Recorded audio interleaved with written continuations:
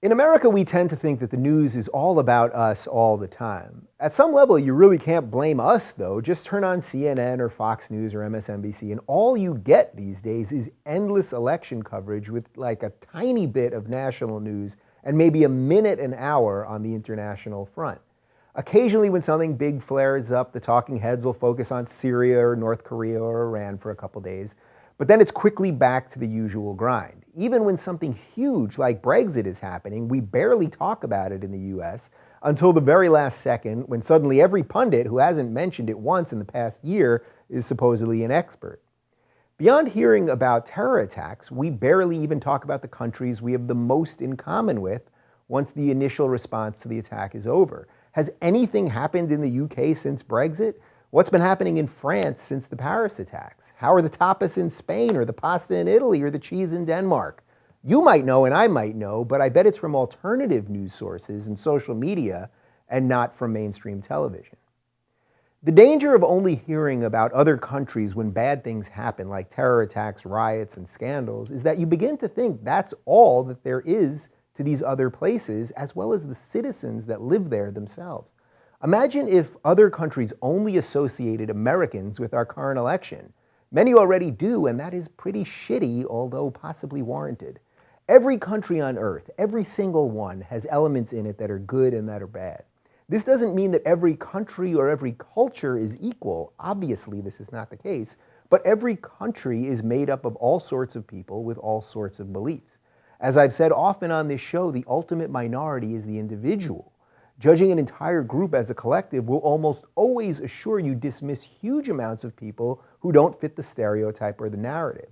I've said this before and I'll say it again, one of the things that I'm most proud of about the Rubin Report is that our audience is truly worldwide. When we did our fan show a couple months ago, we got messages from people in over 60 countries. We chose people based on their individual attributes, not because we expected them to represent an entire nation.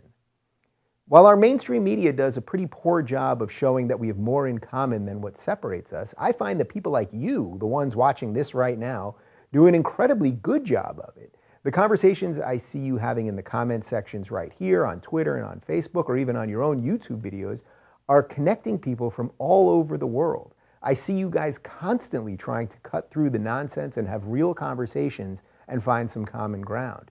Together is the only way that we'll have a chance to truly be heard. My guest this week is Australian journalist Rita Panahi. Rita grew up in Iran in a Muslim family and emigrated to Australia when she was 6 years old. She's now a fierce defender of Western values and spends much of her time writing about the same issues I talk about on this show. We're going to talk about her childhood in Iran as well as her life in Australia. Is there more to that giant island country than just boomerangs and kangaroos? I suspect there might just be.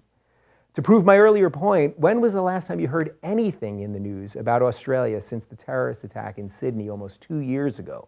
They had a nationwide election about 2 months ago, but I think I only heard about that because of a random link on Twitter. If you're watching this, you've already shed much of the mainstream nonsense, but our work is still cut out for us. Let's keep talking to interesting people from all over the world, and if you've got suggestions, well, there's a comment section right down below.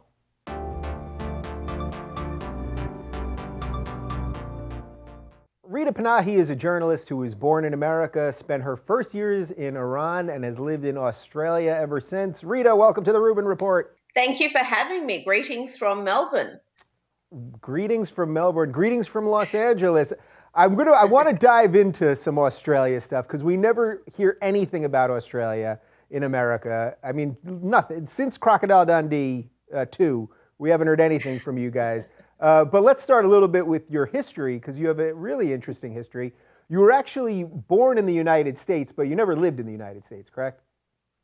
No, not really. I spent my first couple of years there. My parents were there. My dad was studying. He was getting his degree in Arkansas. So I was born down in Pine Bluff, Arkansas, and then we moved back to the Iran, which was always the plan. And then the Islamic Revolution happened. So things went pear-shaped in Iran quite quickly.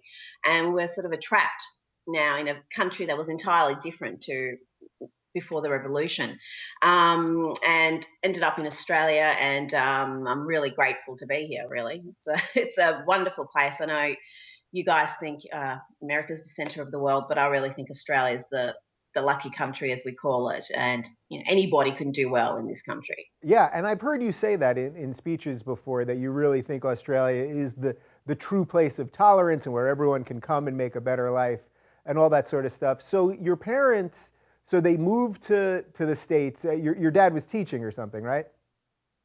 Well, when he was in the States, he was getting his degree. So he was at university, and as soon as he graduated, they moved back. That was always the plan.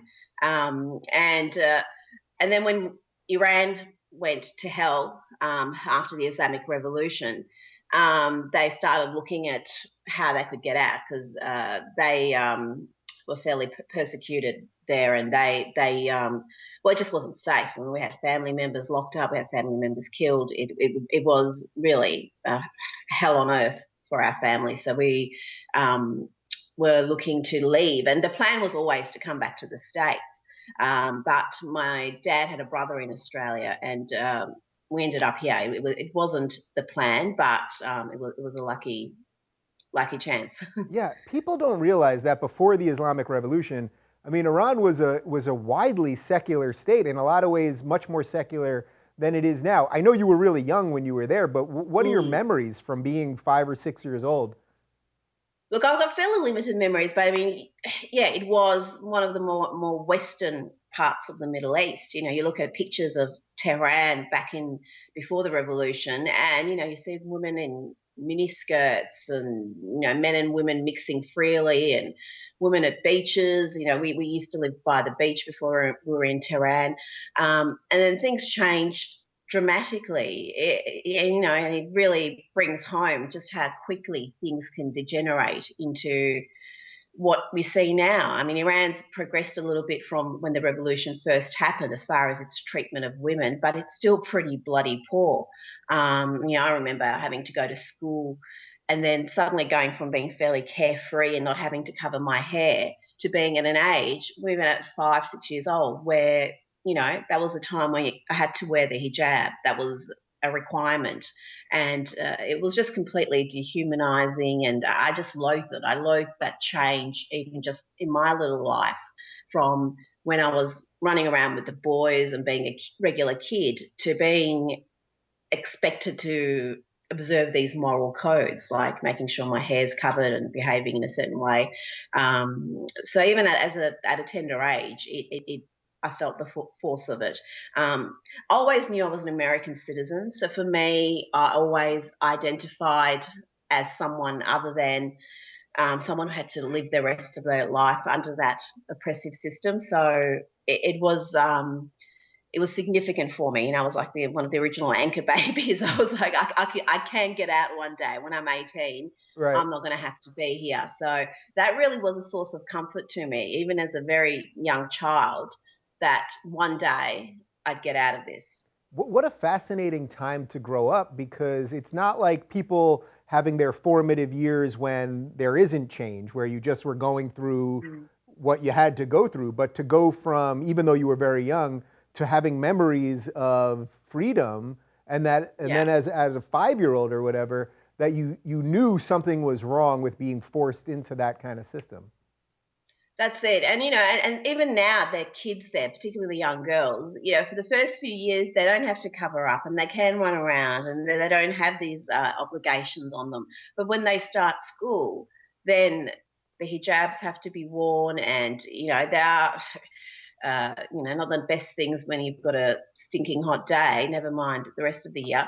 Um, and yeah, it breaks my heart when I see that, when you see the kids, the girls in particular, having to, transition from just being a kid and to being, part of the regime. Yeah. What was it like to actually get out? I mean, you said your dad had a brother in Australia, but I assume Mm. the regime probably didn't want their bright young people to leave. No, no, we were really lucky to be accepted in Australia. My mum was a midwife. She was the head midwife at a hospital there that was attended by the royal family before the Islamic Revolution. So there was a lot of pictures of her showing the royal family around the facilities. That was a fairly regular thing where they'd come and visit, and she'd be the one responsible. She was a bit of a glamour puss, and looked the part. So they really feared for their life because there were publications and pictures of her with the royal family. And you think that might be a minor thing. People got killed for that.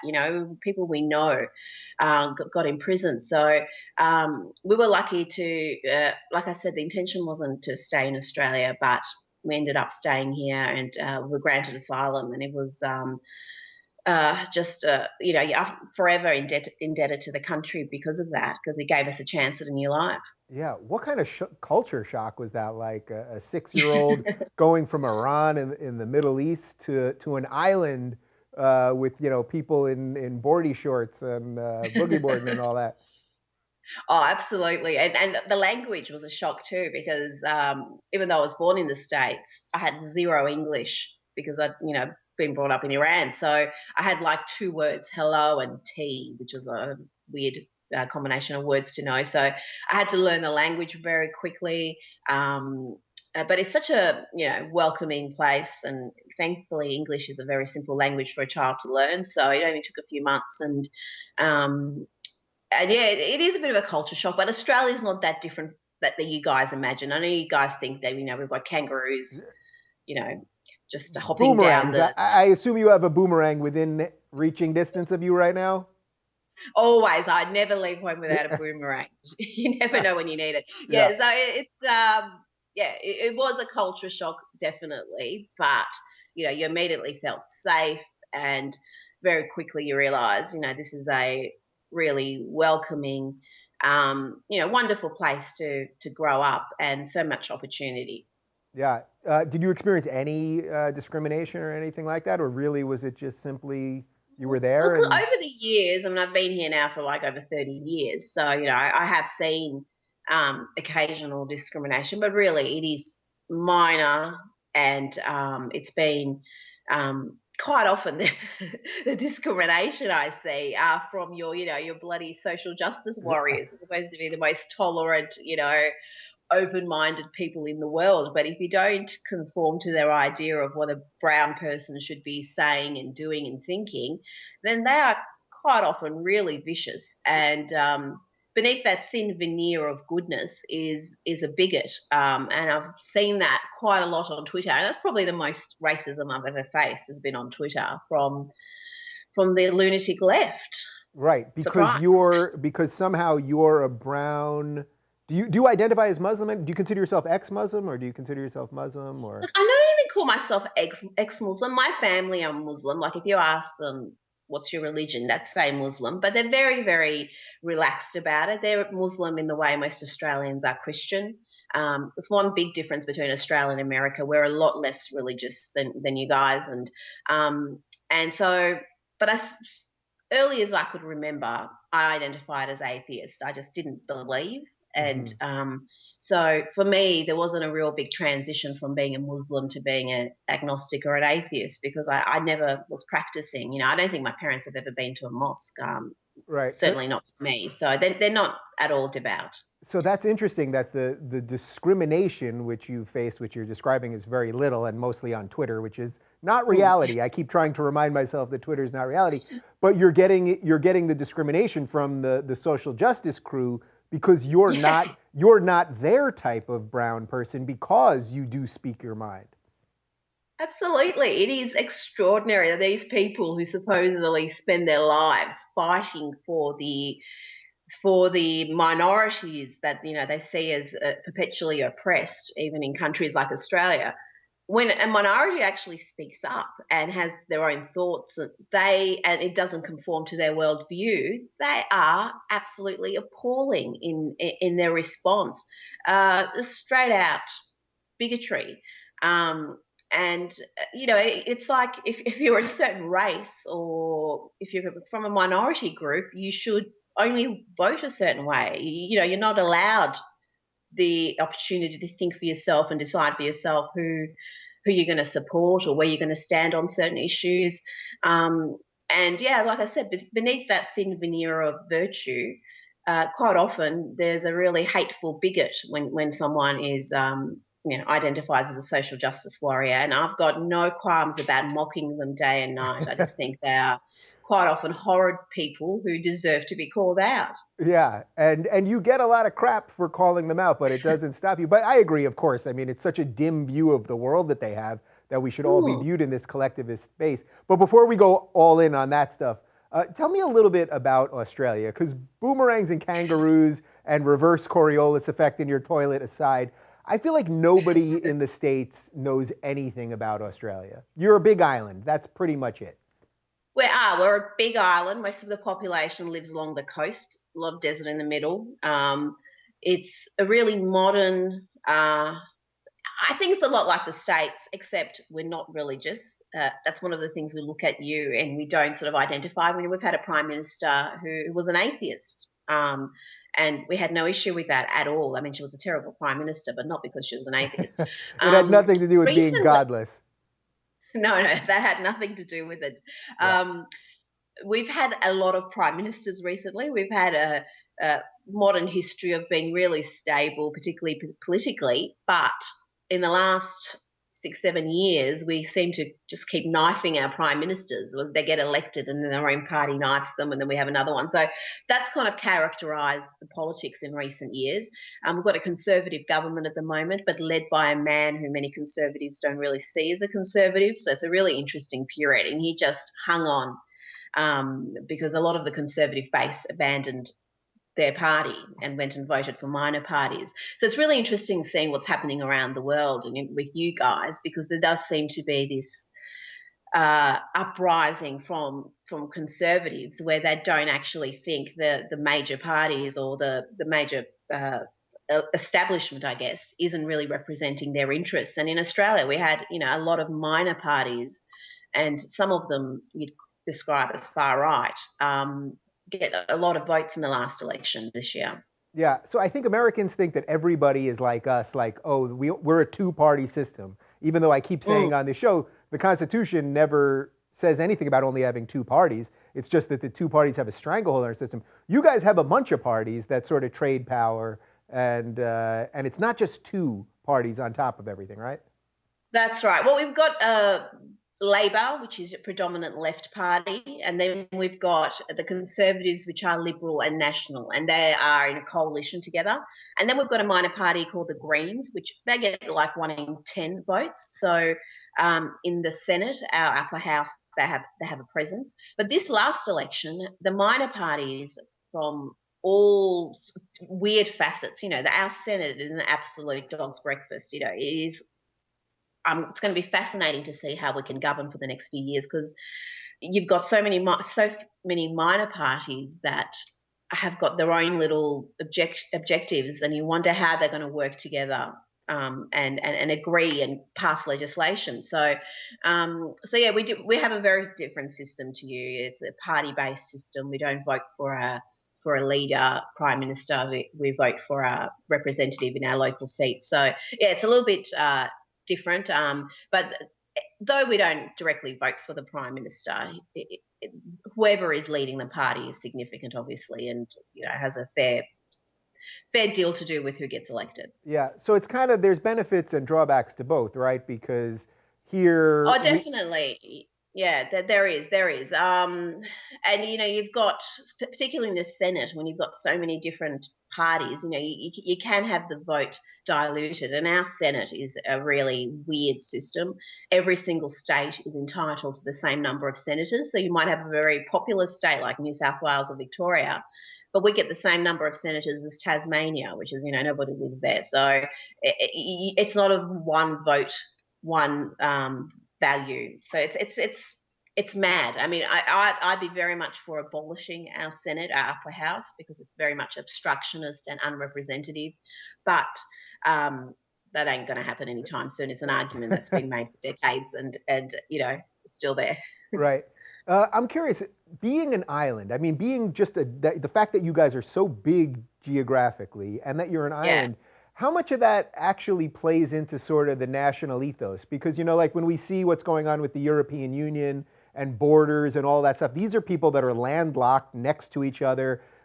Borders and immigration are important, all that kind of stuff. And you guys really have the advantage of water. I mean, it really is just that simple in a way. But how much does that actually like affect policies and the way people think about the rest of the world and all that kind of stuff? Oh, look, we've got oceans, and yeah, geographically, we are blessed to be apart from a lot of that turmoil. But those oceans didn't stop 50,000 people coming here by boat when Labor was in government. We had a very strict border control system under the Conservative government of John Howard. And when Labor were elected, they completely dismantled that because that wasn't in their thinking. They thought it was more humane to be a little bit more tolerant.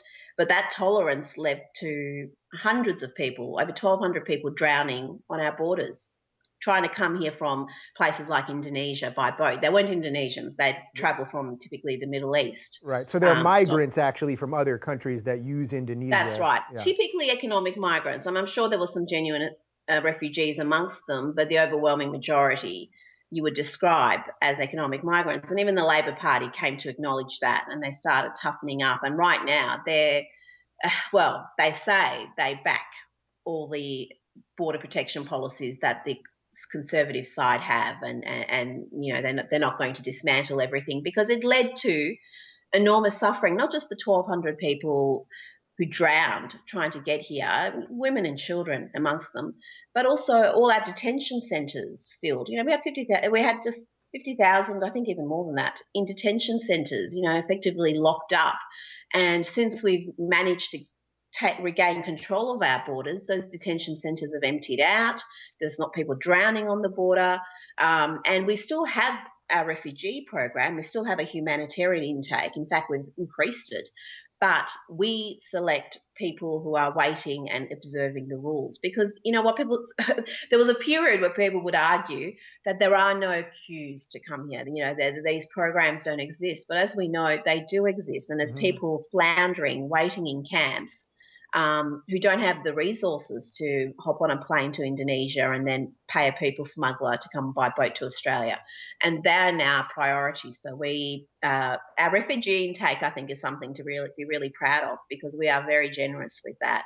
And, you know, this isn't just simply porous borders. This is a proper humanitarian program where these people are brought here, they're given housing, healthcare, education, and, you know, help to become integrated into society. But Rita, I thought you were supposed to be a cold-hearted, heartless conservative who wants to close borders and all that. But it sounds like you're actually okay with immigration, as you were an immigrant yourself. But you just want reasonable standards to let people Absolutely. in. I mean, with this country, particularly economically, needs our economic migrants. They bring a great deal of wealth, and you know we're an aging nation. We need people who are working age and come here and are productive and contribute. But our humanitarian intake, we've got to be honest, it costs us a lot of money, but it is something I think that as a rich nation we're obliged to do, and I'm proud of that. However, that doesn't mean that it's a free for all, and whoever you know can just break the rules can come here first. Also, we've got to be mindful of where those refugees are coming from because of late there has been issues with some not integrating as they should and as immigrants decades before them have integrated.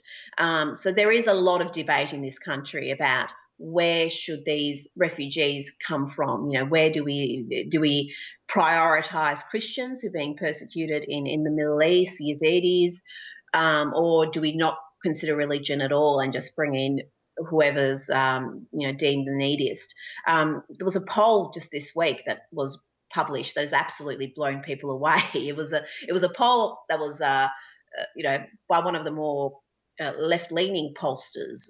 So you know there can be no sort of accusations, and you know it was published in the Guardian, so there can be no accusations of Right. this was some sort of rogue poll to try to change public sentiment. But it showed 1 in 2 Australians supports an immediate ban on Muslim migration. Now, this has absolutely shocked so many people who just refuse to accept that this sort of sentiment is out there. And it's there because people don't talk about this issue. People pretend that terrorism isn't happening, that it doesn't have a religion, and most Australians are smarter than that. Now, I don't actually agree with the immediate ban on Muslim migration. I'm not for that at all, but I Hmm. can understand. And the poll didn't surprise me because I don't exist in this little tiny echo chamber that so many of the media seem to exist in, where uh, you know I just think we need to talk about these things openly, because when you don't, that's when you have sentiment like this rising, and I don't think it's particularly healthy. So isn't that the ultimate irony of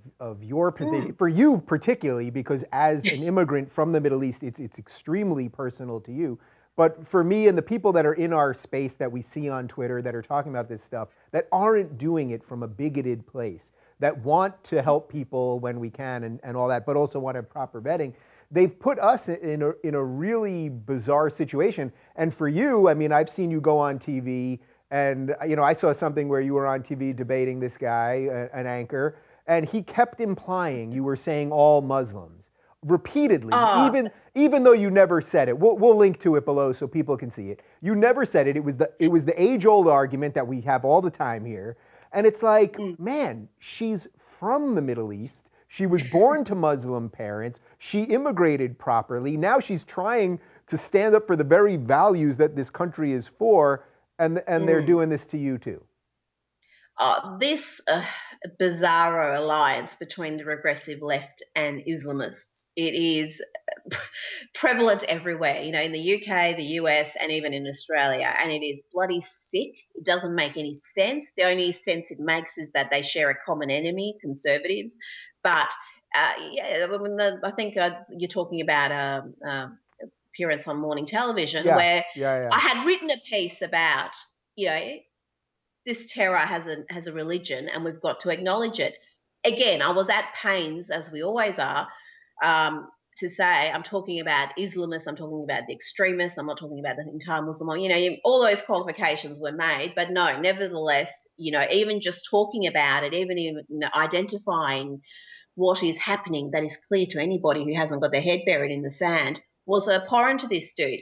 And he brought up Christian terrorism, bombings at abortion clinics, which I think, the last one was he could find was about 15, 20 years ago. But nevertheless, you can't talk about Muslim based or Islamist based terror without mentioning the Christian. It's just It such. was pretty great because you asked him when the last one was, and he had no And you had to idea. Google it. Then he busted out his phone, and a few minutes later came back, and yeah, it turned out to be 15 or 20 years ago. I'm curious, Uh, because you guys haven't been hit with terrorism really until about 2 years ago in Sydney, and there was that hostage situation and all that. How mm, much did that actually change the discussion for you guys? Because you were seeing it everywhere else, again, surrounded by water, seemingly safe. yeah. Did that really change the discussion in the country? Look, it did. The Lint Cafe siege in Sydney did, as did. I mean, there's been other events. Just a short time before that, there was a young kid in Melbourne who was radicalised, and he tried to kill a couple of police officers, stabbed them repeatedly. He was shot dead. That was probably, our first taste of it. Lint affected the public. It wasn't just targeted at police. But we've been really fortunate in this country. We've had our counter-terrorism officers and authorities foil several plots. We've just had someone imprisoned for what was called the Anzac Day terror plot, a really significant day within our calendar. The plot there was to run over a police officer, behead them, take their gun, and shoot more people. Um, we've had a Mother's Day plot that's before the courts now, which was again, going to be targeting the public from the information that's out there. So there's been and the biggest one we had was all about a decade ago, if not longer. No, about a decade ago, which was quite advanced plans to bomb the Melbourne Cricket Ground, which is Hmm. our biggest sporting stadium here. So we've been really fortunate that these plots have been stopped in their tracks. But those lone wolf attacks, as we call them, they're not so easily stopped. And there has been we had a police member shot in Sydney last year in an attack by a young kid. I think it was 15, 16, who was again radicalised. So we've had a taste of it, but nowhere like places like France and Belgium where their issues seem to be so advanced that you wonder how they're ever going to get on top of it. Yeah, is that the irony too? Is that it's like the better that our security services are, the more things that they Mm, stop, and often we don't know that they stop them until sometimes months or years later. And then at the same time, it makes the threat seem lower. So then mm. people want to be more tolerant. And again, tolerance basically is good, but you don't Mm. have a full picture. And I guess that's really what the big issue is. Absolutely, you can become complacent. And, we don't live in fear here. We don't think, we're going to be blown up around the street corner. But again, you've just got to be awake to the reality of what's happening around the world and that we are not immune from it. The terror deniers around here will bring up things like, oh, you've got much more chance of, dying in a car crash. Well, Right. of course you bloody do. We drive around everywhere, got millions of cars, but do we not think about terror and we don't worry about that and make sure we doing things to counter it? Do we not worry about domestic violence because more people are dying on the roads from car accidents? I mean, it is just a stupid argument. There is just so much that is intellectually dishonest and just fraudulent in my mind when it comes to this space because people will do anything not to talk about it. People will do anything to deny that it's even an issue. And it obviously is an issue. And this poll that came out this week shows that it is an issue and people are thinking about it, even if our elite media and politicians aren't willing to discuss it. Yeah. Can you think of anything else that we're so paralyzed to talk about? Because I really can't. In 2016, is there anything else that we treat with such kid gloves that is of such importance? And I get email from people literally all over the world, from almost every country, Mm. saying that their governments are doing the exact same thing.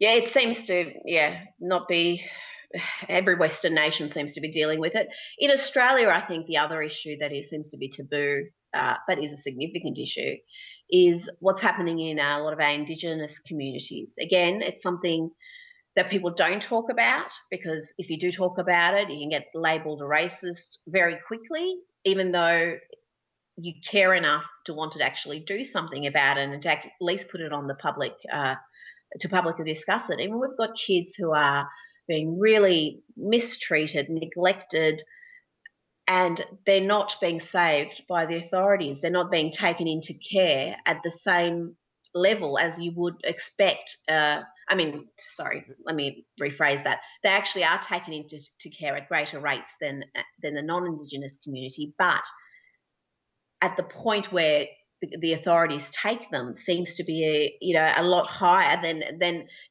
no white kid I don't think would be allowed to be mistreated in that way for so long before they are saved. And we've got this stolen generation um, narrative in our history that the authorities are scared now to actually save kids who are being abused, and because of that political correctness, because they don't want to create another stolen generation of Indigenous kids taken from their parents. That those kids are condemned to just terrible lives. They repeat the cycle. And I think that's just such a great shame. And there is a really significant gap in living standards, in life expectancy, in outcomes for our Indigenous community compared to the non-Indigenous community. And I believe a great deal of that has to do with these politically correct policies where we can't talk about what's happening. We can't talk about the rampant abuse, sexual abuse. We can't talk about the alcoholism, the drug use, because to even start discussing it is racist. The arguments will come up. Well, what about all the drug use and alcoholism in the non-Indigenous community?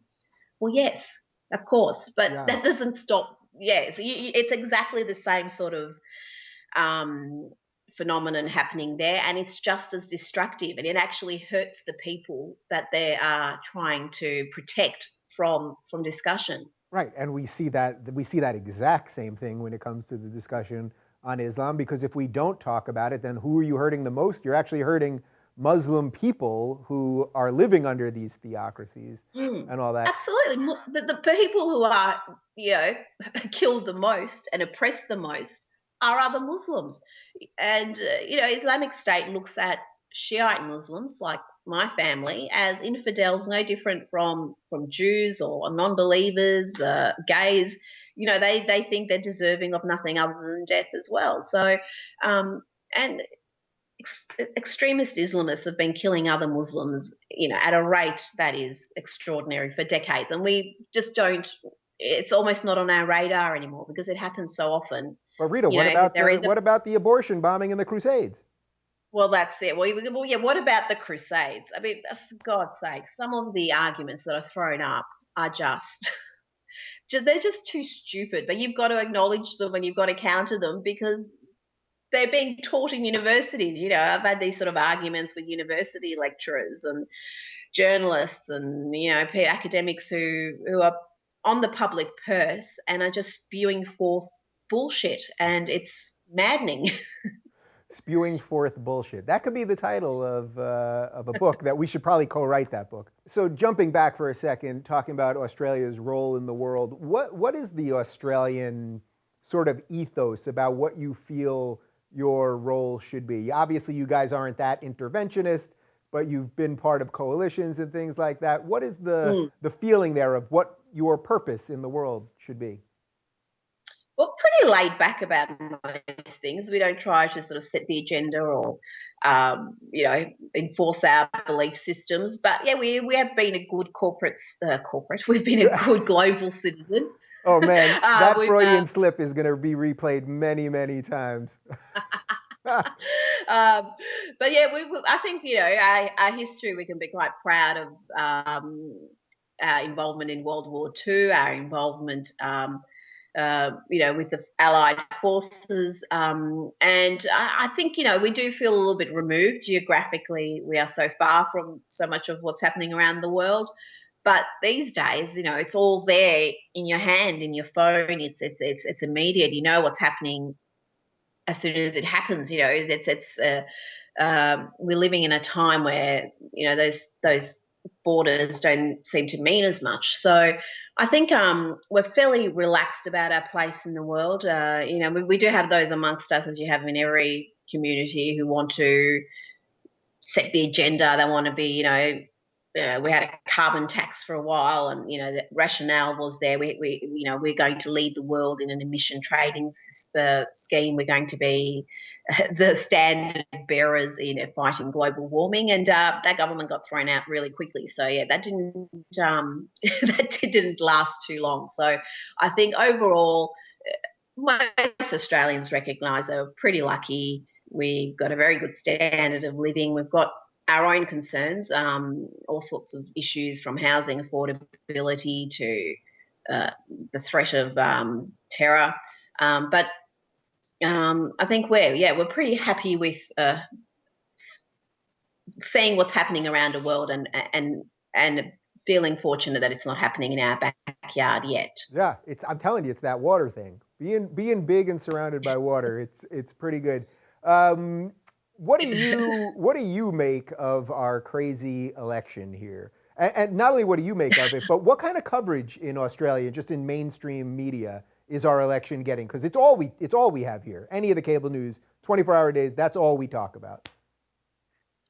Oh, we're getting a lot more than previously. There is a lot of American election coverage in our mainstream news, particularly television. Great deal of it, and almost all of it is pretty much what you'd expect. It's very much, Trump is this maniac who's a racist and sexist, and some of the reports I've seen, which are supposed to be just straight news reports, have been again extraordinary in being little, editorials that are absolutely biased. Sure. Personally, I don't know what. I mean, I've got a great deal of thoughts.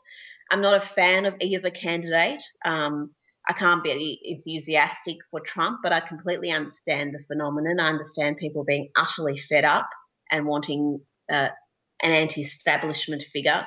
And I know why he appeals to people. I think a lot of things that the media sees gaffes and sees huge errors in his character are actually enormous assets and are what appeal to a lot of people. So it's been just fascinating. I would love to be there for the last month or two and just see how it unfolds. But Trump's some of his greatest enemies are again his greatest assets. You look at what's happening now with the protests in Charlotte and the protests that were happening at his rallies, and you think the average American looking at that would actually sympathise with him, would understand some of the things he's been saying about what the country has turned into. Charlotte is just extraordinary. You've got a black cop shooting and seems to be an armed black man, and the place is being torn apart, and now black protesters shot another black protester. But Right. it's In a city with a Democratic mayor. yeah, but it is Whitey's fault somehow. This black on black violence that's happened has somehow cause for just looting and beatings and just mass mindless violence that's been characterised as some sort of a protest that's got some purpose, and it doesn't. It is just mindless looting and violence, and it should be called what it is.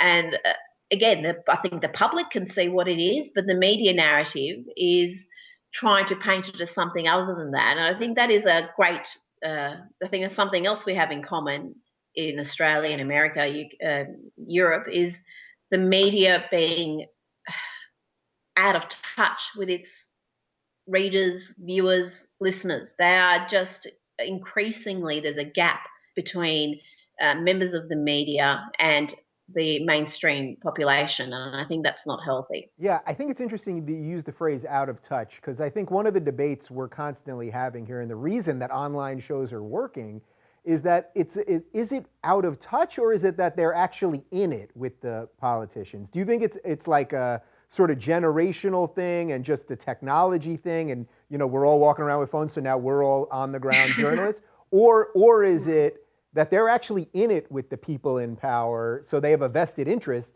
in keeping that game going? Or maybe both. Well, in the US, it may be a bit of that. In Australia, I don't think it is that. I don't think it's because they're part of the establishment or the elite. I think it's just the ideological disposition of a great number of the members of the media, and it's a great many of them are not.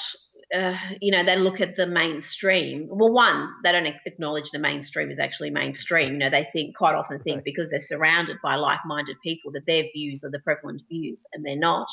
Or they just look at the mainstream with sort of condemnation, as if they're too stupid to believe what they believe. And I think it's, again, really unhealthy at a time where the mainstream media needs its audience more than ever to be poles apart from what the great majority of the population thinks. I think is really unfortunate. Yeah, and in Australia anyway, I think it's just a simple matter of the politics of the individuals within the media tends to be very much on the left, as it has been for generations, and the rest of the population is a lot more diverse than that. It's a lot more nuanced than that, and their views aren't being properly reflected. Of course, there are conservative commentators and writers and journalists, but very much in the minority and not reflecting the number of voters who are leaning that way. Yeah. How much of this stuff do you think is actually just purely the fault of education, be it in Australia or be it here or wherever? I mean, I was watching the Charlotte, the riots, and there was this guy, they found a protester and he was screaming about Trump. And I'll preface this with saying this is not a defense of Trump, but Trump is not in power now. He's not the president or the governor of the state or the mayor of that city. And the guy was blaming Trump, and it's like, I'm not saying you should be blaming Hillary, and I'm not even saying you should be blaming Obama, but you're misdirecting things at somebody that has literally nothing to do, no power in place has anything to do with Trump right now. And to me, that's an education problem, not a political problem. Very much. And those opinions come from ignorance, but they are supported again by quite often by mainstream media. And I remember, after even Orlando, there was talk about, Trump as if he had anything to do with it, Right. after the Orlando massacre. It is just absurd to be blaming him. I mean, but can you imagine how this news would be reported if it was a bunch of Trump supporters who were tearing apart a city, who were, you know, bashing bystanders for just the color of their skin, who were looting and just causing this widespread mayhem and destruction. Yeah. Yeah, it is completely idiotic, but it's become almost a joke. Whenever something horrible happens around the world, you blame Brexit, you blame Trump, you blame the Crusades. You can't ever actually Those pinpoint freaking the crusades. blame at the people responsible, because that would be probably racist and gross. Gross and racist. We know that. I want to back up a little bit to some of your history, because you weren't always a public person and a journalist and someone that's staked out controversial positions. You were a private citizen. You were in banking at first, right? Boring, yeah. What Yeah, I was. possessed you to go from a normal job to somebody that's out there putting their face with their words? I know, I was just, a sane industry with good prospects and good income, and that enormous growth. It just wasn't for me. I thought I want to go into an industry where there's massive job losses and and where I'm going to be the tiniest of tiny minorities. It wasn't completely planned. It was fairly accidental, but it was a happy accident. And I did a decade in finance, and I think I enjoyed most of it. But by the end of it, I just had enough, and uh, I had my child at that point too, so it sort of gave me an opportunity to rethink things. I went back to university. I did my master's, which was again, that's kind of cemented some of my thoughts about higher education and just how many junk degrees there are, just completely pointless, just Yeah. saddling You've students basically with debt. said that you think higher education is a waste altogether, right? Oh no, not a waste altogether. I just think in Australia, in particular, anyway, there are so many of these junk degrees that don't qualify you to do anything. That saddle students with big debts, raise their expectations, and they come out and they're no more qualified for a job than they when they went in. And a lot of it is just lefty indoctrination posing as education. It's just absurd. And I'm all for having even more degrees for doctors and nurses and architects and Sure. accountants, things that actually teach you how to do a certain job. But bloody uh, masters in gender dance therapy or something, it's just crazy. Anyway, so yeah, it was all. Again, it wasn't planned. It was by chance and just um, finding myself, I guess. So that's such a wanky term, but anyway, here I am, and it's worked out well. Yeah. So here you are. It's worked out well. We connected on Twitter, I don't know, maybe 6 months ago or so, and I thought, wow, here's someone else across the world who gets it, who I sense cares about the same things I care about. I see you every now and again. You fight with some of the haters. I'm not big on fighting with the haters as a general Yeah. rule, and I see them spewing all sorts of genuinely racist, awful things at you. Mm. They often think that you're another nationality than you are, or religion, They or always whatever. think I'm Indian or Pakistani. Yesterday I was copying. In fact, yesterday I had someone. I told them I'm not Indian because all their sort of abuse was framed around me being Indian or Hindu. Like never. Don't know anybody there. Had never been there. I've got no, and they just refuse to accept it. They're like, "No, you are Indian. Accept it." I thought it was hilarious. Look, it is a really fine balance. I tell people, if I'm giving them advice about Twitter, it's like, don't feed the trolls, don't acknowledge them. They're attention seekers. They're desperate for any sort of attention. So don't give them what they're looking for.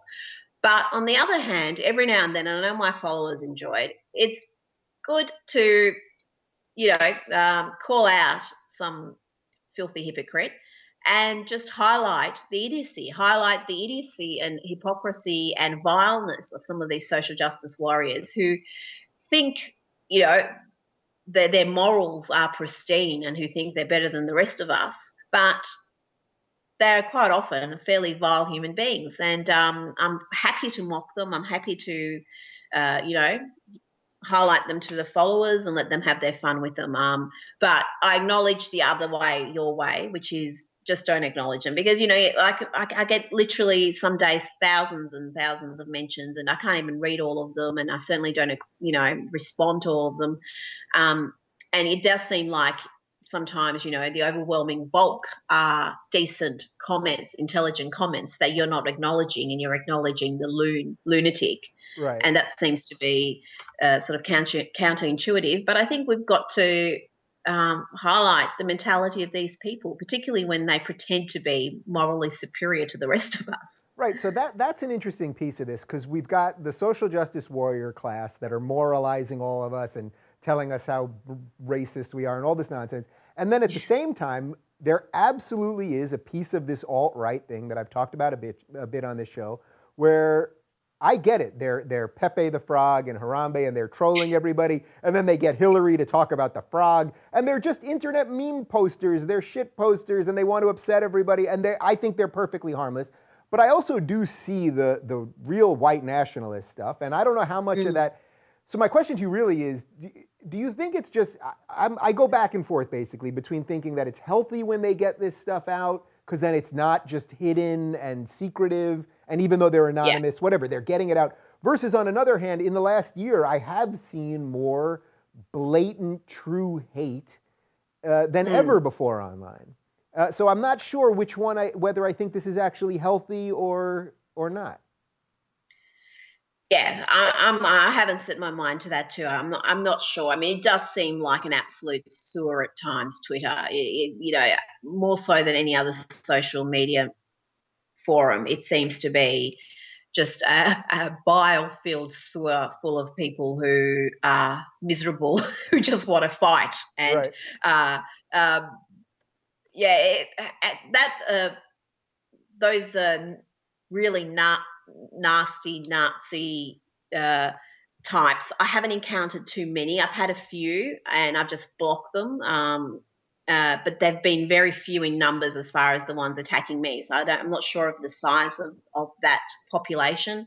I don't think it's anywhere near the size of the other side. But yeah, any sign of them isn't healthy. And again, I think they should be treated with absolute disdain. They should be called out. They should be mocked. And that's what I tend to do. I don't try to, convince these people. I don't try to re-educate them. I just mock them, because that's all they deserve. They don't deserve your time. They don't deserve, and I think Twitter's a really dumb forum for in-depth arguments. You just can't have them. It's just, that's not the place for discussions. Yeah. You try to frame your point of view in as fewer characters as possible. And if you're actually trying to have a proper discussion, I just don't think that's the forum for it. Yeah. Do you see a new center sort of lining up all over the world? Because I think even a year ago or so, people were barely talking about this. I'm talking about the people that are not the far right, true white supremacists or racists or whatever you want to call them. And I don't like using all the buzzwords. And not the regressive left and all the SJWs and all that, but that there is some sort of new center lining up, and it's because of the internet, because people like us have been able to connect. My friend Ali Rizvi up in Canada, who's an atheist Muslim, coined the phrase "the new center." He said that's the new home politically. Do you sense that this could actually become a political movement?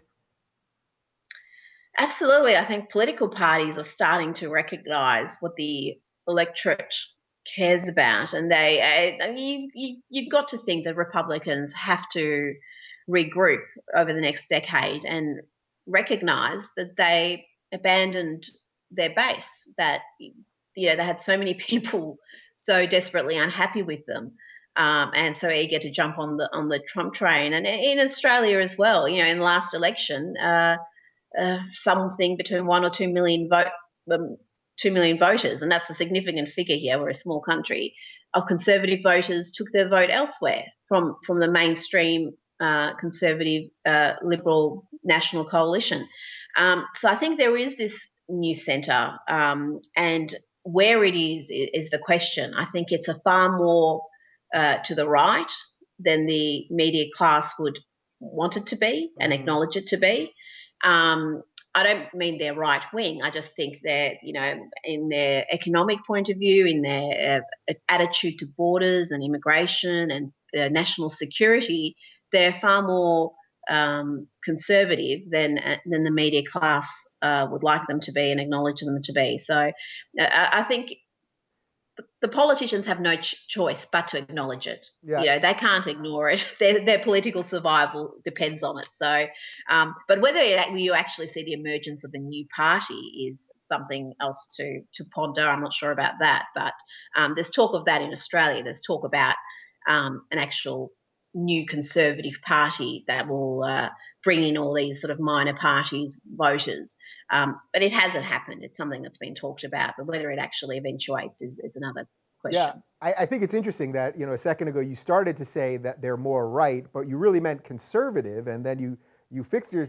yeah. When I But say red, I do interchange. no, Yeah. no, no. But I bring that up only because it's like even people like you, to make your point, you still want to be so concerned about the language, and I feel that too because we're so just under this thing where if you say one thing wrong and imply that the conservatives are really far right or that everyone will be all over you, and that what a crazy place for people like us to be in. Oh, it's insane. It is. People are just so hypersensitive, and so looking to be offended by something or take something out of context that you do sometimes. Even if someone who doesn't give a stuff about political correctness, you find yourself qualifying things and explaining things like you over explaining things. It's yeah, it's. I guess we're not immune to it either. We live in that world, and we have to acknowledge it. I wish we were over. I see people on Twitter telling me sometimes, Dave, we can see it. Get over yourself. Like, just stop. But I'm still trying to be a good person that exists in 2016. So my last question for you is taking everything that we've discussed here. What do you think the best thing for people that are hearing our messages, whether they're a little more right or conservative or a little more left or liberal or whatever it is, for all of these people that are hearing this and seeing the same trends that you're talking about all over the world, what is the best thing that they can do to help fix some of this stuff? Be brave, be bold, say what you think. I think that's the message to take out of it. Don't be afraid. Don't be bullied into silence. Don't feel like your point of view isn't worthy of being aired and discussed. And don't worry about, if you say something, you're going to be unfriended on Facebook by someone you went to school with 20 years ago. I just think people Right. need to be braver and have and be interested. I wouldn't force anybody to become political nuts, but if you care about this stuff, get interested, read different sources, find out what's really happening, and don't be shy about putting your 2 cents in. Yeah, well, that's what I say on the show every week, so I will co-sign that one. All right, well, Rita, it was a pleasure. I'm so glad we finally connected. And we were supposed to have you a couple days ago, and our internet blew out. I think somebody's watching us, and they didn't want us to connect. It was. I don't believe that was just coincidence. There's obviously some sort of left-wing conspiracy to silence us. I don't think there's any other explanation possible. It's Just definitely some sort of left-wing conspiracy. Anyway, you guys can follow Rita. It's at Rita Panahi on Twitter, and you can follow her writing over at the Australian Herald Sun. And Rita, it was a pleasure. So we'll keep doing this in 140 characters.